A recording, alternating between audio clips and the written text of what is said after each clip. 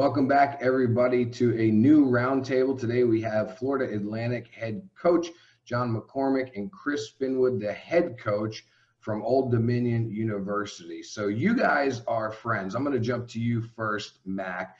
You guys are friends. One of the things you and I have talked about off camera before is just how small and tight-knit of a group the coaching fraternity really is. So because of that, it does have an impact on recruits. Talk a little bit about how that coaching fraternity talks about recruits, or kind of what can happen that would affect a recruit. Well, the thing that the young people don't understand and the parents don't understand, and the number might be exaggerated, but I would say 40 to 50% of the guys that you go watch are because of recommendations from a fellow coach. You're sitting at Lake Point. I see you have the screenshot in the back. You're sitting at Lake Point, and I'm talking to Chris, and he's done with shortstops. And I said, hey, I need a 21 or 22 shortstop. And he'll go, hey, go watch Team X or Team Y.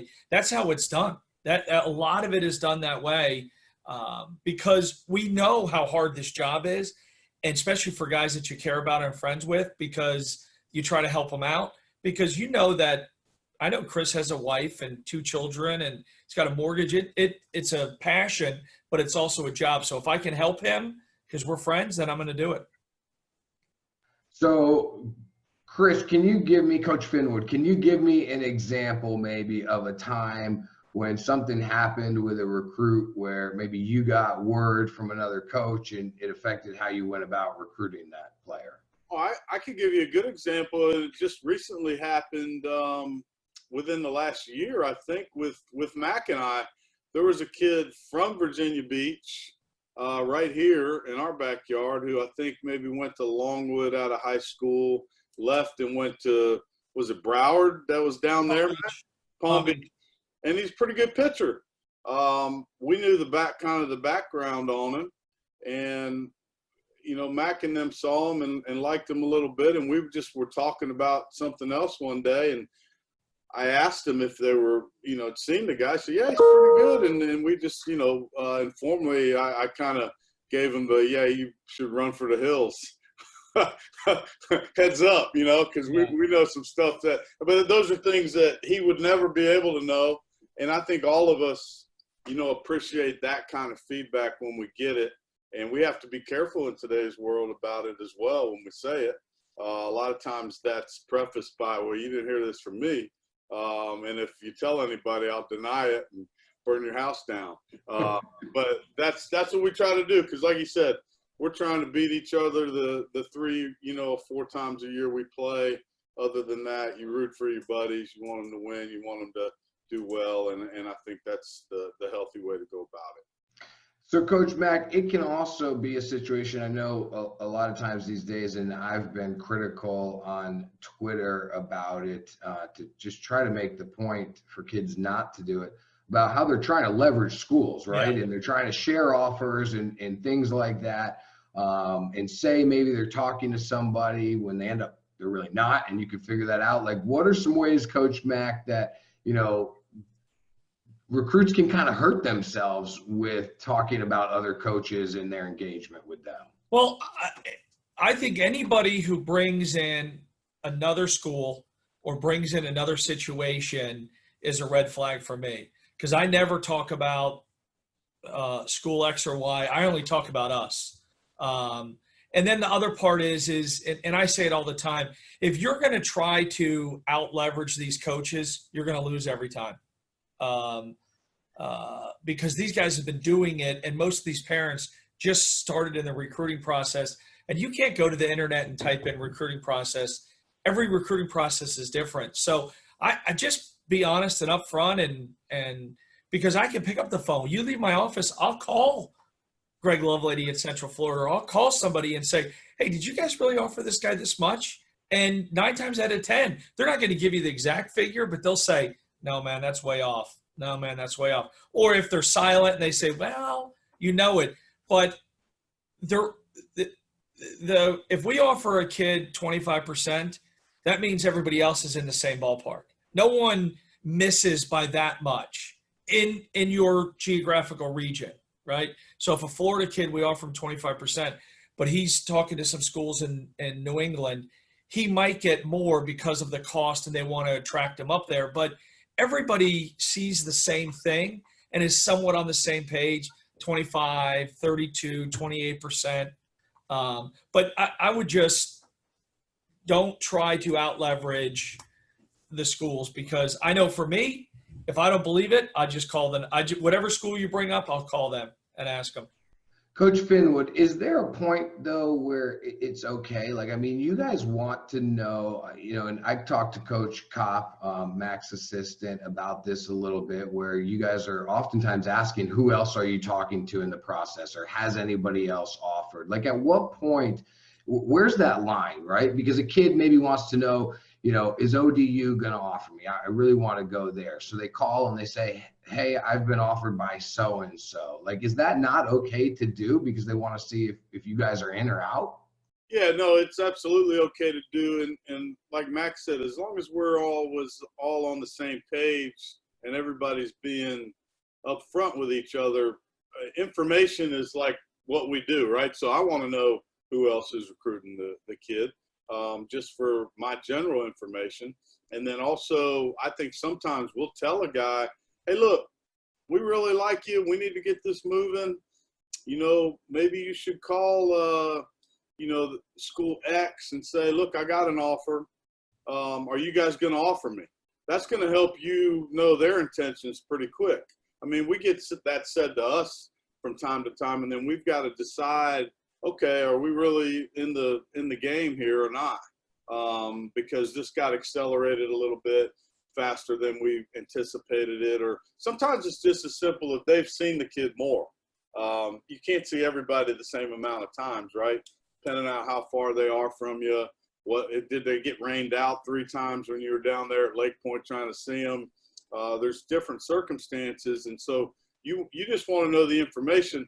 I mean, and the type of program. If FAU's in on a kid, we know he's pretty good. And so, school X, they're not that good, so that doesn't mean as much. And so those are types of things that just add to the whole scene of what you're going through with them. Right. So, Coach Mac, I'm going to kind of ask that same question for you. Like, where is that line between telling you what's going on and then feeling like you're being leveraged, or they're trying to do that? Well, we're going to do what we do when we do it. I'm not going to react to anybody else. I've been doing this for 30 years, 29 years, and we're going to do what we think is best for our program at the time. And our time frame is not going to get sped up to accommodate, somebody. When we call, and everybody, as Chris said, everybody sees people at a different rate. So when I call, I might say, hey, are we, and I know I've heard this on your podcast, are we late to the party? Are we early to the party? Are you getting ready? If you're getting ready to say yes to somebody in 2 days, we're good, because we don't even know you. So we're not going to make an offer to try to trump that. If you say we have time, then we'll start a relationship and try to get this thing kind of moving. But I think it's okay if a kid calls and says, hey, coach, so-and-so offered me. Are you guys going to do it? And I'll just, no, we're not in a position to do it. You should take that, or whatever it might be. I think that as long as it's done in the right way, but if you make a guy an offer, or a family an offer, and they come back and say, hey, we would do it because they've offered 65% or 70%, that part, because I don't get involved in that. If you're going to leverage your son for money, that's a tough deal. You got to pick the best thing, because once you get there and we're talking about $50 or $100 a week for a place your son really wants to be, opposed to he went there for the money. And I think you can ask probably 100 people and get 90. If you make a decision based on money, it usually doesn't work out. So Coach Finwood, I think a lot of players get into this process and they start going through the process and they want answers from coaches, but kids can't provide you with the answers that you need to move forward with the process, whether that's having grades ready for you or having, references for you, things like that. they're thinking, okay, send him a video, and if he likes me, let's move forward. But you need a lot more information than just that. So what are some of those key things that you oftentimes see, or you can't move forward with a kid until you have this kind of information? Yeah, I mean, you're assuming we've already seen him and like him as a player. Correct. Gosh, yeah. So I think then it's as much, obviously, the grades. Is he going to be able to do the work? And that has changed through the years. I mean, it used to be you could take an average student depending on the school you were at. I can remember we had a kid when I was an assistant for Paul Keys at BCU back in the 90s who played 12 years in the big leagues, Brandon Inge, and we had to go to the guidance counselor and get him to change his math grade to make him a qualifier back then. He'd never be able to stay eligible in today's world. It just would be no way. And he was a fantastic player, but depending on the school, you kind of got to know what type of academic background they're going to need to come in there with to make it. And so, we have an idea that you kind of learn that as you're out of place. Mac's been at FAU forever. He knows that when you're recruiting a kid, for the most part, right? And so that's the most important thing. But I think answering those questions about what type of environment and culture they're looking for.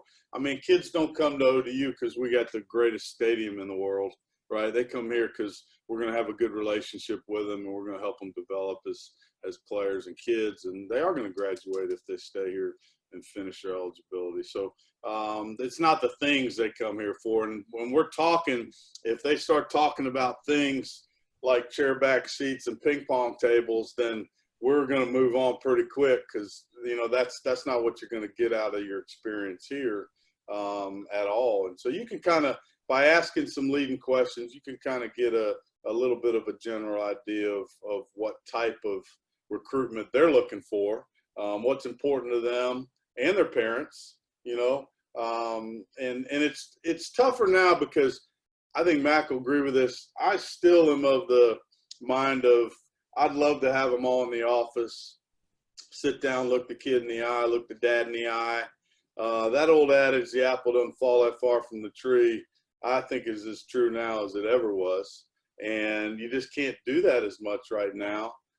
We've started trying to do it more on FaceTime and some of these Zoom calls, just to at least see facial expressions, body language, kind of how they engage with each other. Because if a kid's rude to his parents, I mean, that ain't going to work, right? Like he's coming in that way. If you're asking him to get you something as simple as a transcript, and that's a problem, like you got to ask more than once, we're going to have issues with that, right? Because he's just not that accountable, and it's not that important to him maybe. So those are a few of the things I think that are important to us. So Coach Mack, again, same idea to you. Kids reach out, they want to see if FAU will recruit them, and they're only sending a video. What are they missing there? What should they be including? What are other resources that you need? Well, first of all, the email has to be short. Hi, my name is so-and-so. I go here. I play travel ball or summer ball for this person. Here is the here's the name of the people. Here is the email address. Simple. And a short video. I know I've heard you guys talk about it before. That's fine. We get these long emails about how much they love baseball and they started when they were 5 years old. None of that matters. None of that matters. I remember reading someone ask a mother, I guess, well, they didn't read the heartfelt email. It's not about heartfelt. It's about, can you play or not play? We have 35 spots. They go quickly.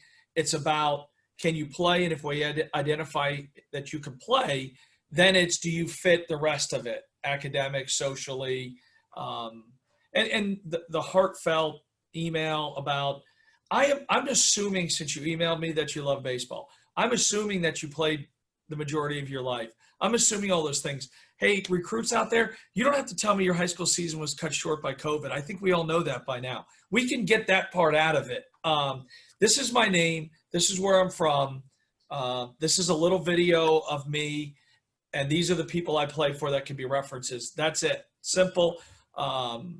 Simple. The other thing about the grades, and when we have camp, I tell guys all the time, when you leave high school, your junior year or sophomore year, you should have an unofficial copy of your transcript and your test score.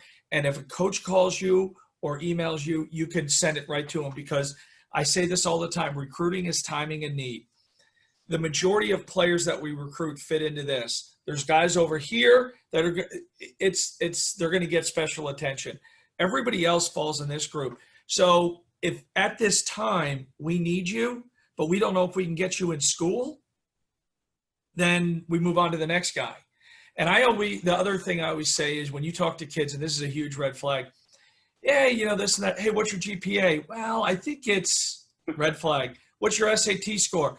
Well, I'm not sure. Red flag. From the time they're in 7th grade, they're told their SAT score is really important. So you're going to say you don't know what it is. But if I asked them, hey, what's your high score in Fortnite? They'd say, oh, 2,400,000 or whatever the number is. I don't even know, but they'll know that. They'll know that. So those are red flags for me, because the unknown is worse than the known. If you like a kid and he's great on the phone, and what we usually do is we alternate phone calls so everybody gets the same. If we all have the same sense of the young man, we alternate who calls who, and if we get the same sense of it, and maybe his grades are a little bit short, but everybody likes him, we're going to give him a chance. Say, hey, you know what? Let's just stay in touch. You take the SAT over again. But the kid, I don't know, and I don't know. So the unknown is worse than the known. And I know on their side is like, hey, just get committed and they'll work everything out. But those are the kids you see get decommitted, and they're at, so-and-so school because they didn't do what they were supposed to do. And then the school goes, oh my God, we can't get you in. And then it becomes an issue. Those things up front, simple email, simple video. You don't have to attach your test scores and grades right away.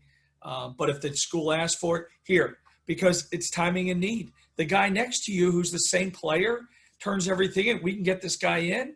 Hey, we're in. And then he calls, well, what happened? Well, I don't even know if I can get you in school. And then the excuses start. Well, my mom didn't get it. My guidance counselor this. No, stand at that guidance counselor and say, print it out. And nowadays, I think most of it's online. They can print it out themselves. So they need to be proactive in everything that they do. Right. I mean, that's a great. Oh, go ahead, Coach. On that note, too, the other red flag is when you ask the kid to do it, and it's always the mom or dad that's doing it, because they're not going to make it. Like, they haven't been equipped to handle this. And we usually just tell them, like, you need to do this. All right. If you got to find the information out from mom and dad, but I don't want to get it back from her email. I want you to send it. They got to get started used to standing on their own 2 feet. And for some of these kids, that's challenging. And I think the note to the parents on that is you're not helping them. You're not helping them by doing everything for them. Like, you're enabling them to not be productive. And so they need to make them do some of it. Great points there for guys, and something that I think they all need to understand is just have everything ready.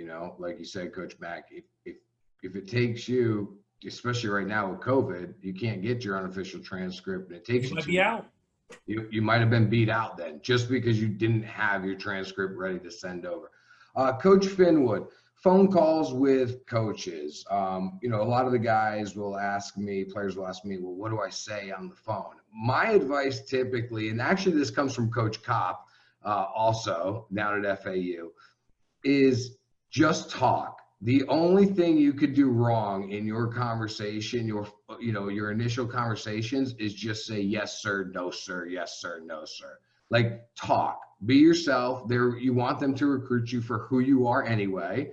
So be yourself and talk. I don't know, maybe I'm wrong there, but if I'm wrong, that's actually Coach Kopp being wrong. So we could blame him. He's never wrong. Yeah. Coach Finwood, for you, what would be some advice when these guys have their initial phone calls? Like, how should they handle it? Should they do more listening? Should they do a lot of asking questions? What would your advice be for phone calls? Yeah, we're always looking for guys, and we say this all the time. Do we want to coach them? I mean, we got to be around these guys all the time, right? Like, when you walk out to the practice field, and you look at player X, like, is that going to get you fired up about having to spend the next 3-4 hours with him? Or is he just a, guy sitting on the bench just waiting for it to get over with, right? And you get a sense of that a little bit, I think, when you are talking to him on the phone. That's not 100% of the time, but if you can sense some personality, some enjoyment, like some fun, he's going to laugh, he's going to be able to joke with him, he's going to have some thick skin.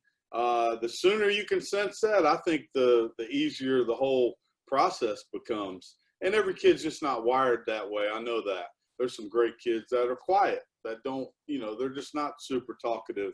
I don't think I have a ton of the initial conversations just on the phone anymore. But once we get into it, then we do. And usually by then it's been, hey, what kind of kid is he? Do you like him? That kind of thing. And then you move forward. Probably more so on those is just meeting kids at camp and things like that and talking to them. But on the phone, sometimes it can be tough, but you said, right, just talk. Like you also need to be prepared to, maybe answer a question or two about yourself, about what you're looking for, what's important to you. We ask that question a lot. Like, what do you feel like? What do you want to do? Like, where do you want to go? What do you want to study? You don't have to have the exact answers to that, but you need to have an idea to at least show us that you've thought about it. And I think those are just the main points.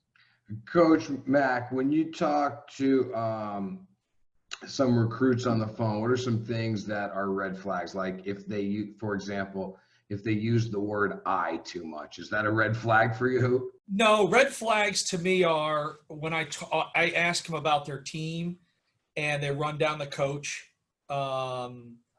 They run down the coach or they run down another player on the team. People do that? What? Oh, You yeah. have guys do that on the Oh, yeah. Yeah. Oh, yeah. Oh, yeah. Oh, yeah. Yeah. I had That's a a great red game flag. with 4 errors. That's a red flag. If you ask them questions about, like Chris said, there's some leading questions you can ask about family, about stuff, and how they answer it. Different stuff that they say about maybe the position they want to play, or they might be like, I'm playing shortstop, and that doesn't really, fit. And then the bigger red flags are what they don't ask or what they are not into, and because some of these phone calls are set up ahead of time. So if it's set up ahead of time, they know that they're calling me at whatever, 5:00, and they should, and the internet is an awful tool, but it's a great tool. They can find out a little bit about something. As Chris says, we want to be around people that we like. So anybody that's engaged, they get on the internet and maybe know a little bit about my bio, my coach's bio, who we play. I think that oh, okay, this guy's into it, And we use the term, he gets it. He gets it. He gets that it's people. He gets that it's academics. He gets that it's just not baseball. It's conditioning. It's, but the biggest red flag and when they run down a coach or a player on their team or even an opposing player, that isn't the initial time for that. That isn't the initial time for that. I'll tell you another red flag for me, Josh, is when the default, when things don't go well. A lot of good players have bad days in this game, right? When the default is always mechanics, that bothers me in my bones. Like, it's just such a gutless way to look at it, I think. And kids today seem to default back to that, especially pitchers. Hey, had a tough day. I saw you. We seen you better than that. Yeah, my mechanics were a little bit off today. Oh, really? You looked exactly the same. You're just throwing the ball over the middle of the plate today, Hoss. It just can't be all about that, because that's a competition anxiety problem, in my opinion. And I think it goes back to maybe just a little bit of the culture of what kids do today. They're great at training, but they're not that great at competing. And there's a difference. Like, you got to be able to flip the switch. Let me build off that, because that's a great I've never heard that term used, but that's a great term, is competition anxiety. Was that Miley Cyrus as your ringtone there? Oh, you muted yourself. I don't know how to turn that off, so I'm going to mute myself till it goes off on its own right there. Ask Mac the next question. Oh my goodness. Okay. It's off. Oh, okay. Coach Finn. Office phone, which I never answer. The bat phone. Someone called you. Yeah. The bat phone. They must not know me very well. Competition anxiety. We see it all the time. How can a kid work on that at the high school level? Mac, go ahead. You can start. Well, I think the first thing is they have to understand there's going to be failure. They have to understand there's going to be failure. They have to understand that we understand that. They think that we have to play. They have to play great all the time. They don't. I want to see them play bad. I years ago, I went to see this kid. He struck out 3 times, got to hit his last at bat. We got done, and we offered him. And I had seen him play before, and I said, no, man, he played great today. And he's like, even the mom goes, he struck out 3 times. I go, Babe Ruth struck out 1,900 times. But the thing about it is you never let it bother you. You hustle down in the field. One of the strikeouts got away. I said, you ran the bases well. And then in the bottom of the 7th, you got a hit to help your team win, where you could have crawled up and hid in the dugout, and your mom could have brought you a Gatorade and sunflower seeds and said, it'll be all right. No, I was like, this is awesome, because I know he could hit. I've seen him enough. And this was kind of like I was going, and we were going to sit and talk after and meet the parents, and we got done and we offered them, and they were flabbergasted. I go, no, that was awesome to see you strike out. We know you're human, but the way you handled it is huge. And I think that's the biggest thing with competition, is to know that it's not going to go well and just say, hey, I'm going to play as hard as I can, and I'm going to support my teammates, and it might not turn out great, and then move on, because they all always think they have to be great, and that's not always what we're looking at. Coach Finwood, improving competition anxiety. What can they do to get better at that? Well, Mac hit it on the head. I mean, it's the worry of the future, like the results. What's going to happen? And you've got to be able to get past that, because you already know baseball is going to kick your tail most days. And there's a good little saying about character consists of what you do on that 4th at bat, right? When you're having a bad day, like the guy Mac went and watched. And I started being a pretty decent golfer when I stopped hitting balls on the driving range and just went up and stressed a little bit and started playing, because it doesn't matter. It's just like hitting in the cages. You can hit in the cages way too much. And, some days it's better if you just get your butt whipped and have to deal with it and figure out why, rather than hitting 8 million underhand front toss flips that, any 8-year-old can square up right up the bat. So worrying about the results, I think, is a major part of it. Why do kids, go from the bullpen and they throw great and they get in the game and they can't get anybody out? Why? Well, because they're worried about something that hasn't happened yet. And so it's stuff that we can certainly work on them, all of us at many levels of coaching. They got to be okay with having a bad day and figure out why and move forward from it. It can't be the end of the world. It should bother you some, right? But you got to get past it. And the most important part, one of the ways to do that is just really love what you're doing. Like, be more engaged in what you're doing right then, right now, instead of worrying about what you did or what might happen that you have no control of. And so those are things we talk with our guys about. And it's a maturity factor, certainly. It's harder for young kids because they got mom and dad yelling at them on the way home too, and so they got to deal with that. And I tell the parents of our campers all the time, like, the best thing you can do is on that drive home is talk to them about how, if they played hard or not what they did, because that's a terrible way to look at it. Go get a ice cream and talk about if they ran hard down the line. Let me add that the problem with where we're at in baseball now is the parents are so financially invested. The private lessons, the private weight training sessions, So when they get, and the kids know this, they know, they feel the pressure. Then they have to perform. They have to perform because they are looking for a payback. They want to be paid back. They're not playing because they love it or have passion. They're playing it because they want to pay. They want to get a payback. I always say you got to find a place where you could make college baseball part of your collegiate experience. And you could still do that at a high level.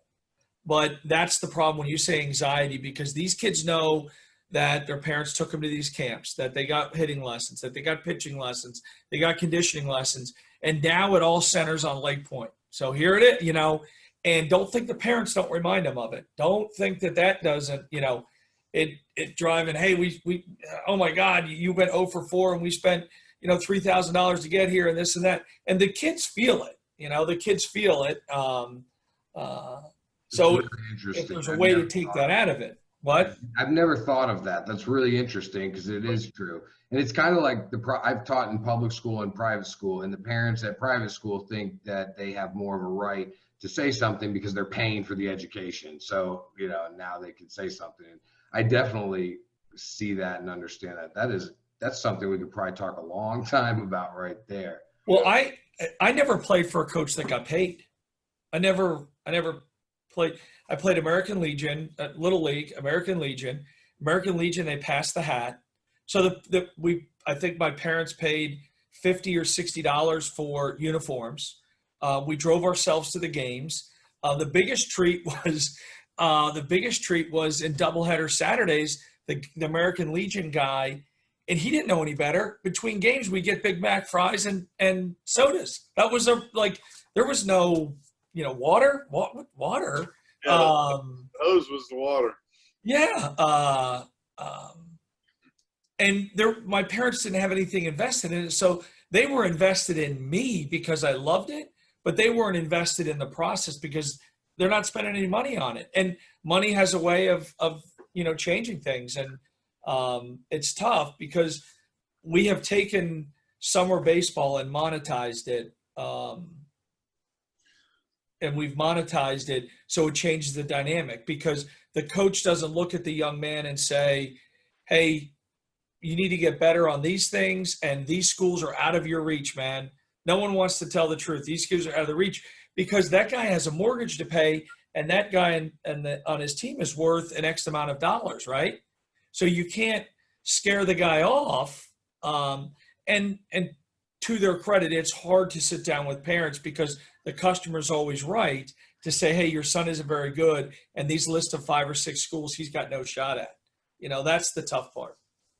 And you guys have all seen this, and it's excruciating to be at Lake Point and look at some of the poor dads. I mean, they are living it, especially the pitchers' dads. The hitters, they get up 3 times and, they got to do it. Pitchers' dads, I mean, it's every pitch. Those poor guys, like, their blood pressure's got to be through the roof. You feel bad for them sometimes, just because they're just – it's killing them. And like Max said, I mean, they got a lot of finances invested. They got a lot of emotional energy invested, a lot of what ifs for them. What if he pitches bad today? Is Coach Mack not going to recruit him anymore? And they got to deal with that. That's a real thing. And it's hard. None of this is easy. I'm not saying it. It's like something that we can't do anything about it really with them other than talk to them a little bit about it while we're recruiting them, because they're not our guys yet. And I don't want to help a kid be better than he needs to be, and then all of a sudden we can't get him anymore. Right. Help him once we do get him. Right. So the local kids, it's a different story. We've all grown up with those kids that start coming to your camps. They're from here. You want to help them out. The family since they were little leaguer. That's a different deal right there. And you want those guys to be a little bit more special. But your average guy, like, he's got to deal with all of that. It's a lot of pressure, man, on these kids today, without a doubt. Right. And this all goes back, and this is good because parents definitely watch these things. They're actually watching these more than the players are. It all goes back to that competition anxiety. Parents, you have a role in that. as well. All right, so Coach McCormack, you get an email from me. I am a recruit. My email address is BigDaddyRudXXX69. You replying to me? Probably not. You know, I know I sent you that thing about some of those things like, you know, don't in the recruiting process, just so everybody knows out there, we're looking to eliminate people. We're not looking to recruit 1,000 people. We're looking to eliminate people. So when you go to a showcase elimination, it's an elimination event, not a recruiting event, right? Remember that it's an elimination event. So anything that would kind of put us in a bad mind space, we eliminate. Stupid email address, no return call. I just try to make yourself as clean and marketable as possible. You know, it probably wouldn't. I probably would reply, and before I made any sort of snap judgment, I would, you know, if we liked it, I would have a conversation with them or something, because some of that stuff that's made when they're 12 or 13 years old and they're stupid. So, but just Coach, be careful. go ahead, Coach Finn. Well, and that slides on over to all the social media handles too, right? Not just your email handle, your Twitter handle, your Instagram handle, your Snapchat handle. I mean, all of your younger coaches, that's their job to search all that stuff out, because you guys talk about it all the time. We talk about it with our current players, campers, kids you're recruiting. Like, all it takes is one slip up and you're off the board on that. In today's world, you cannot deal with anything controversial getting said, videos, any of that stuff social media wise. I mean, your administration's not going to put up with it, for one, and they'll find it.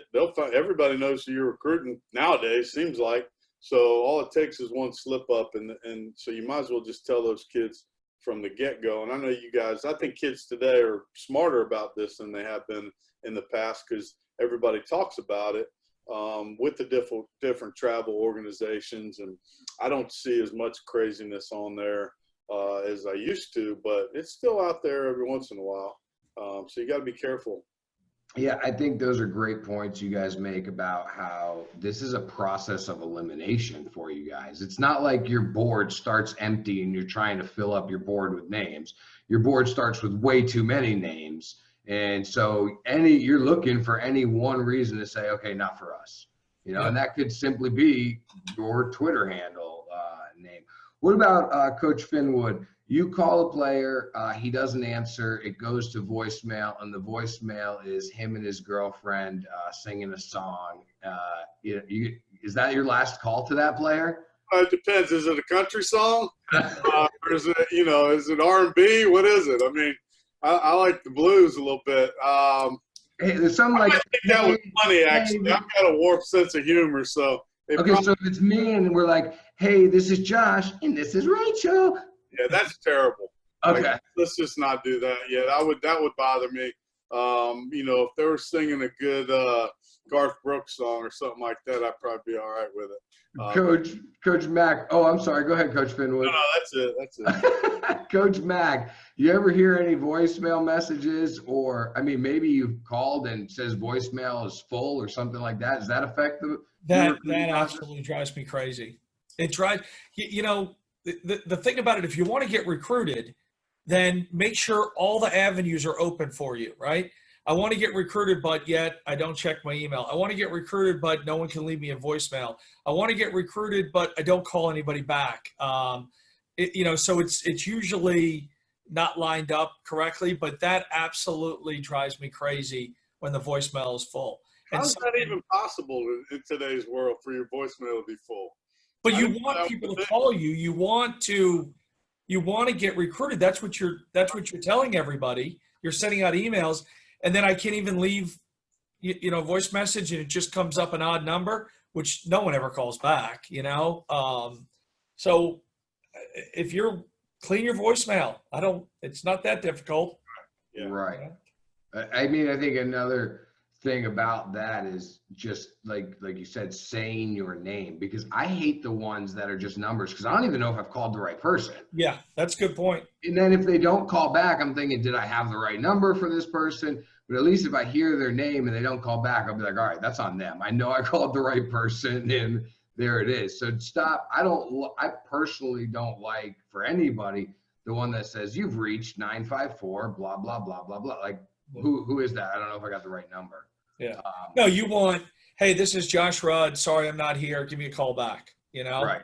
I'm on the phone. I agree. I'm on the phone Make with sure. OD. Yeah, I'm on the phone with Coach Finwood at ODU right now. He's offering me 85%. Please call back later. Yeah. Got it. All right. All right, Coach McCormack, let's stay here with you. Visiting with coaches. Don't get me started. Don't get me started. Well, I mean, you would think some of this is common knowledge, and it's not. Now, let me also defend the kid a little bit and say we are in different generations, right? What was once how maybe everything was so proper, and now, make sure your shirt's tucked in and you're wearing a belt and you're wearing closed-toed shoes, and now we're in this society where there's uniqueness and be yourself and that kind of thing. But then at some point, you got to be business, or show some professionalism, right? So give me some of those things on the visit. If you're be yourself guy, don't come. Don't come. Why is that? I just, there has to be some sort of understanding, because if I was dressed terribly, you wouldn't want to come to school here, right? If my office was a mess, you'd go, what is this guy doing? Because I firmly believe over my years of college coaching, that first impression that they make and you make is big.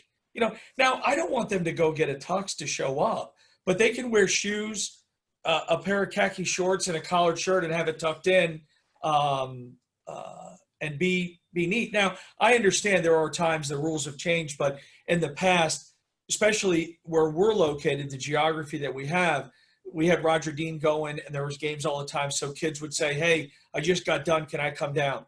And I understand they might be in like basketball shorts and a t-shirt because they don't have a chance to go back to the hotel. I get it. But, you can also, be properly dressed. Parents be properly dressed. This is an interview. This is you're going to, quote unquote, a job interview.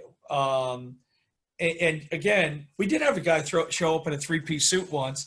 And to this day, I followed his career, and he's had a pretty good career. He went to a Division II school, and he was a little short. But I'm like, we should have just recruited him, because that guy, man, he was doing everything he can to make a good impression on us. And he had a 3-piece suit on. Show up. And again, I'm not saying take individuality out of it, but just be neat, be clean. And then the other thing is, my pet peeve is walk up, stick your hand out, pre-COVID, stick your hand out, introduce your parents. You introduce your parents. Hi, hey, Coach, it was great. Thanks for meeting us. This is my mom, Barbara Smith, and John Smith. We're so happy to be here. And I think, to me, that means a lot, man. That means a lot. That, you see it sometimes where the kid comes up and, he doesn't say anything, and he kind of has his head down, and the parents have to introduce. Like, no one, how's that? If he's the shortstop and he has that personality, how's he going to run the defense for you? How's he going to run the defense for you? How's he going to be in the locker room with the guys? That's the part that, and everything, you're getting graded on everything, whether you know it or not. And they're grading us on everything. Right. Coach Finwood, is there ever any excuse possible, aside from a hospital visit maybe, to be late for your visit?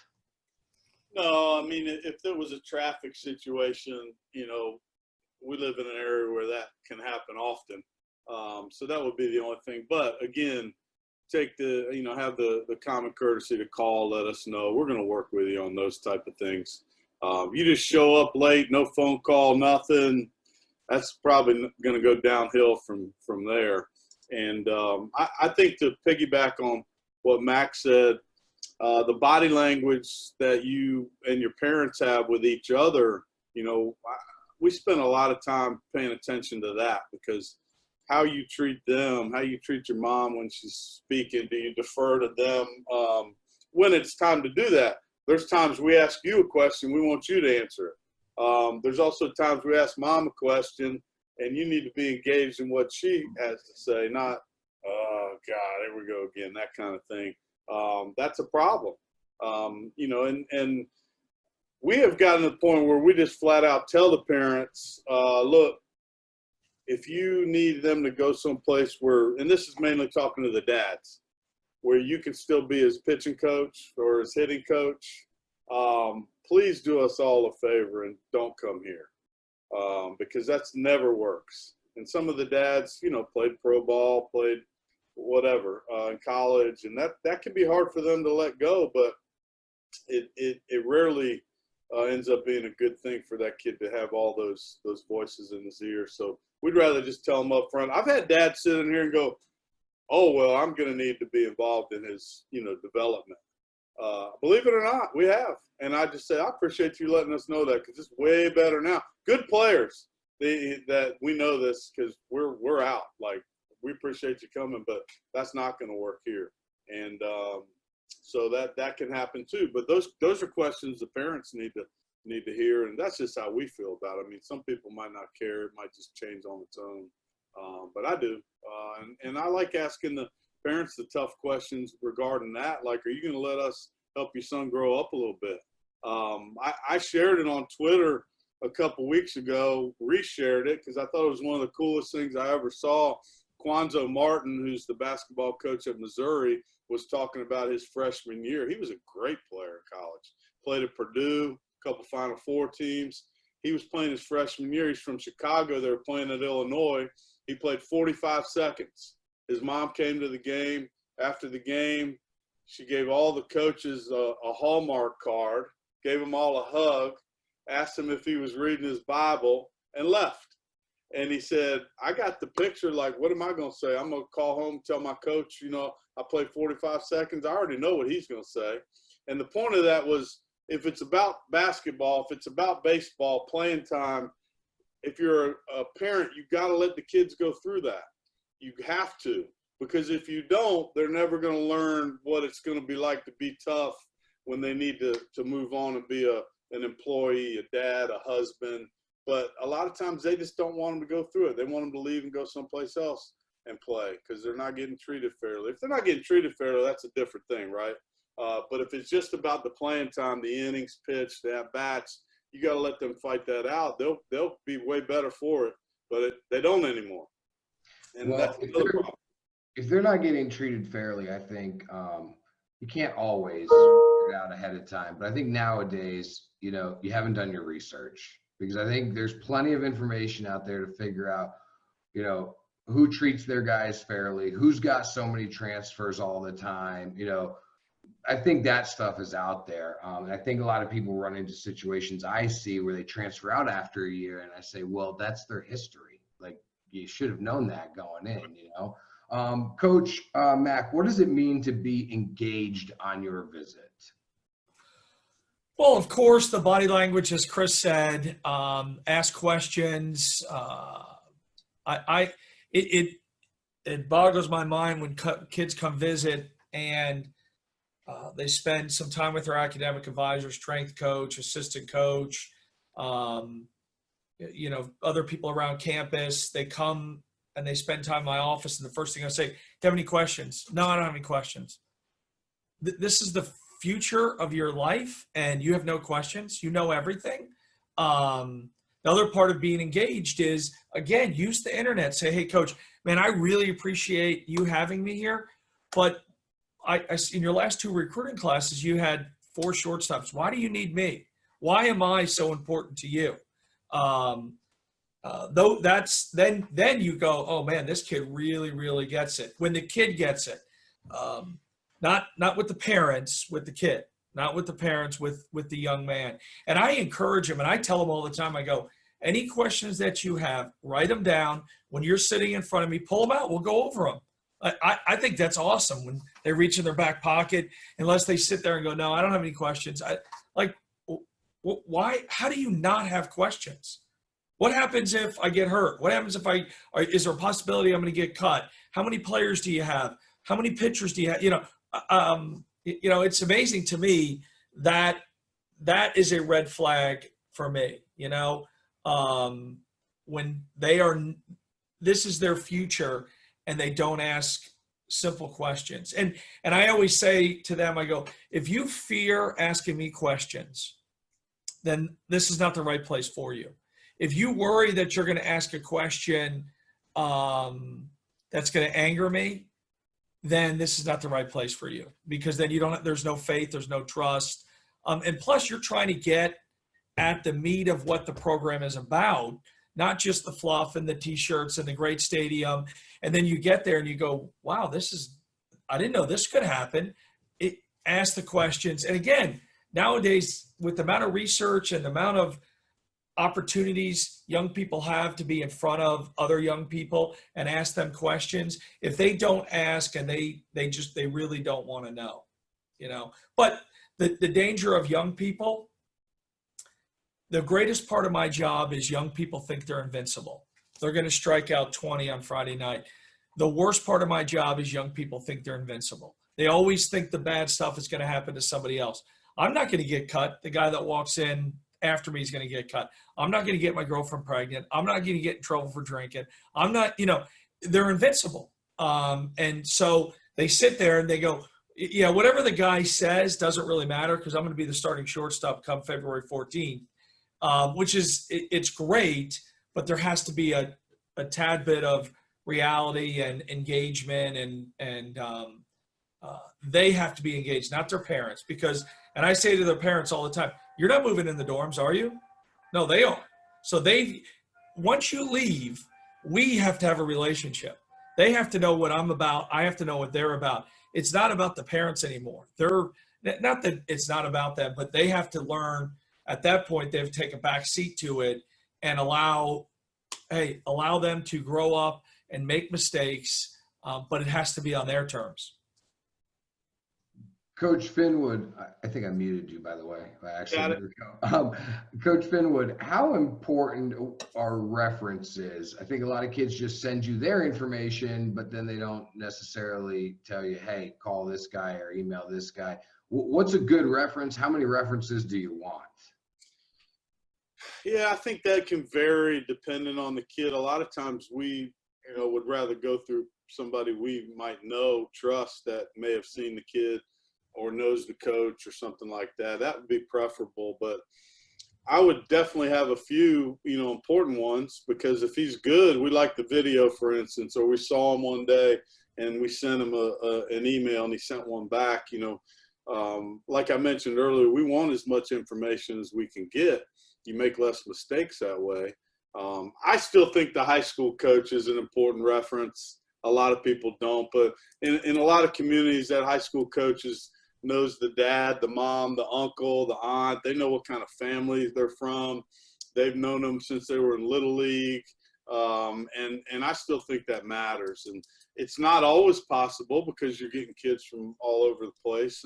But when it is possible, I think it's important. And, everybody likes to rag on the travel ball, right? Like, I think that's kind of ridiculous too.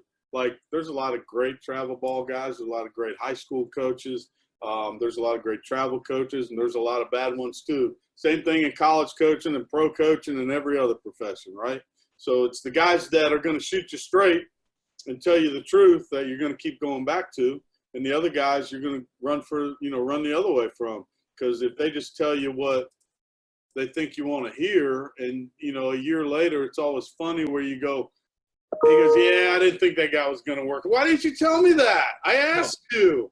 I asked you that question a year ago, and you told me he was awesome, like greatest kid in the world. But then you tell me that, so obviously I can't ask you that anymore. Because once you get burned on it, you're a little bit gun shy. Coach Mack, let me ask you about the reference themselves, whether that is the high school coach or the travel coach or the trainer. These are really important moments for them. right? And how they're, I mean, kids and families want to work with trainers and with coaches that can help their kid get to the next level.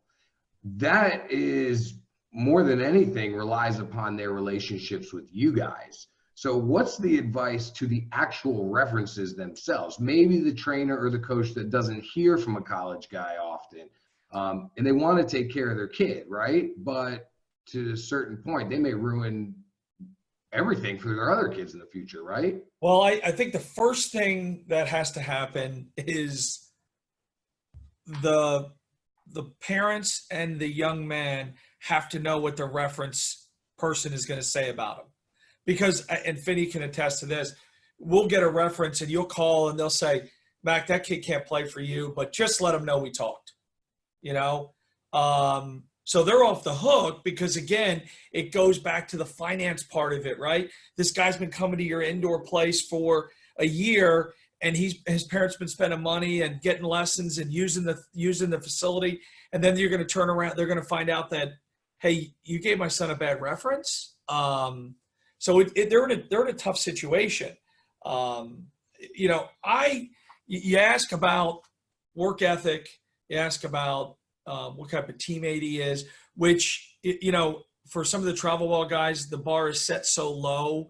The fact that they showed up at 8:45 for a 9:45 game at Lake Point, they're great. They're awesome, you know. Oh, this great kid. I never thought he would get in trouble, you know, but they're not in hotels with them. They're not in restaurants with them. So the high school coach can speak to more of the person, the guidance in terms of guidance and, you know, are they in there? Are they engaged about their collegiate opportunities academically, SAT? But I still think that, and I feel bad sometimes because I'll pick up the phone and the guy will call me. He's like, he can't play for you. And the kid's a turd, but just let the parents know we talked, you know, just so it kind of gets them off the hook. I think that, and I go back to the late 90s. We had a player, a center fielder who was a very good player. He was a handful. He had a terrible upbringing, and that does not preclude some of the things he did. He had a terrible upbringing, and it's probably 2 nights before the draft, and I'm with the local scout, and he's like, Mac, I've been at your games. He's a handful. And I said, no, he's had a terrible life, bad family situation. He's angry, and he's always wanted to play pro ball. I think when he signs, he's going to be okay. He's going to be okay. And I know in my gut that's not probably right. I'm trying to help the kid out. He gets drafted. He was a great player for us. Gets drafted, goes out. I'm in my office, probably 6 weeks into the summer. The kid walks in. I'm like, what are you doing here? They sent him home. He had one of his episodes. They sent him home. The scout called me, and he's like, Mac, you effing lied to me. He goes, I'll see you at games, but I'm not taking your word anymore. And that was the end of it. Since that point, I don't, you know, I tell the guys every day, I only relay to professional baseball, or I only relay to employers what you show me every day. I'm not going to lie for you because you're going to be out of the picture, and then my reputation is on the line. This program's reputation is on the line. So we talk about it, but you have to realize that if you don't give a good reference in terms of it turns out bad, we're never going back to you, and then the rest of your clients suffer. Right. That's exactly what I tell people is, look, don't come here if you think I'm just going to call every school on your behalf, because personally, my reputation, I'm comfortable in my own skin, right? Like, I'm not worried about what people think of me, but a bad reference or a bad recommendation is going to affect every other kid that I ever work with. So I talk about that all the time. Coach Finwood, you got any final thoughts for us today? Well, no, I think this is great stuff because the things we're talking about today, like, aren't, you know, how fast does he throw, how fast does he run, how far can he hit it. We can see that in most cases that is a little bit more of the easy stuff, right? And we can evaluate that. Does this guy remind you of that guy that was a great player? When you get older, you have a little bit more perspective on that just because you got a bigger bank of information. But the other things, the things we're talking about today are what's going to get you, like Max said, eliminated, which have nothing to do with your talent. There's lots of guys that are good enough to help FAU win, help ODU win, and a lot of other teams that don't make it here because of the other stuff. And so you try to make sure you're taking care of that because it's important, and it speaks loudly, and it's very easy to see in a lot of cases. And so you want to be the guy that's, patting the other guys on the butt when we're out there watching you and picking up bats and doing those little things. We try to pay attention to that as much as we can, because it does matter. That's interesting. Yeah, I like that final point there for sure. I mean, I'm thinking like we just went an hour and we didn't say the term exit velo the whole time. Yeah. Thank God. Yeah. Coach Mack, final thoughts today. Everything matters. When you're talking about a university school investing scholarship dollars, and now the spot on the team is almost more valuable than the money, because there's only so many spots. Everything matters from the time you get out of the car to, I tell in our camp, I always say it starts the night before. If you're going, you're playing at Lake Point Field, whatever, or you're playing somewhere in Georgia, there's no water there. You already know that. You've done that. Make sure, put some stuff in the freezer. Make sure you have it. And you see that with guys, that they walk up with their own cooler and you go, hey man, this guy's on it, not that his parents come running and giving them, because you want independent guys, because when they get to college, we can't be there all the time because of the rules and because we need self-starters. We need guys that understand that they're trying to make themselves better. And we always challenge guys when they're here about, you're not going to become the player that you say you want to become with our practice from 1:30 to 4 because of the NCAA rules. It's just not going to happen. So we need you, what are you going to do on your own? So everything matters. Everything that they do matters when it talks about recruiting. And we want to be associated with people who play the game the right way, have passion for it, play it because they love it, not because they're going to get something out of it, but play it because they love it.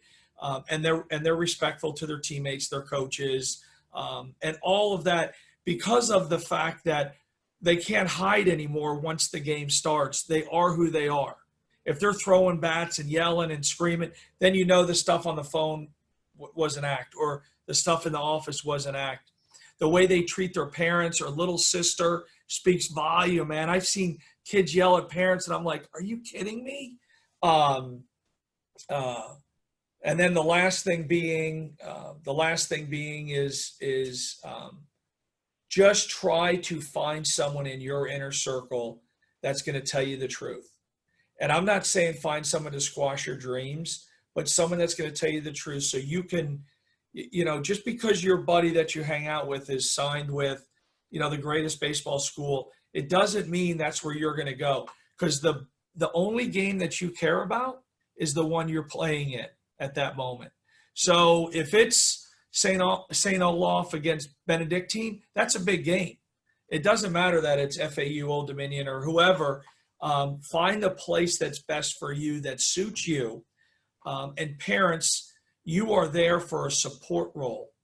You are there when you leave my office. You're supposed to tell the parents, hey, those guys, or tell your son, those guys are genuine. We can believe what they say, because your parents have lived a little bit more life.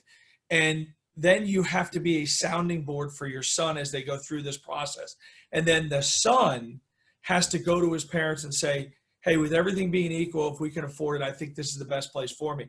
Because in recruiting, we found too many times the parents push a certain agenda because they want to wear a certain T-shirt and be cool to their friends, opposed to what is actually best for their son. And Finney and I talk about it a lot. Like, you see kids in your area commit to some places and you go, that ain't going to work.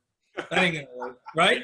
You go, that ain't going to work. That kid's personality, the personality on that side, the style of baseball they play, the personality. And the one last thing I'll say, and I'll stop talking, I probably won't, but is if you really want to play college baseball, do me a favor and go see college baseball games. Go watch teams play. And I say it to the guys who come to our camp, especially if you live in South Florida, there's 3 Division I schools. There's 4 Division II schools. There's an NAIA school. There's 4 junior colleges, all within about 75 miles. On Friday, Saturday, and Sunday, go watch those coaches coach, because when you show up in my office for a 2:00 meeting, I'm a great guy. I'm a great guy. My hair's going to be combed. I'm going to have a collar shirt on. We're going to be very polite. But when the game starts, I am who I am. So you're going to sit. I tell people, come and watch us. Don't sit on our side. Sit on the opposite side and watch me coach the game and watch me interact with the players, and you'll know if you want to play for me. And I don't think enough people do that.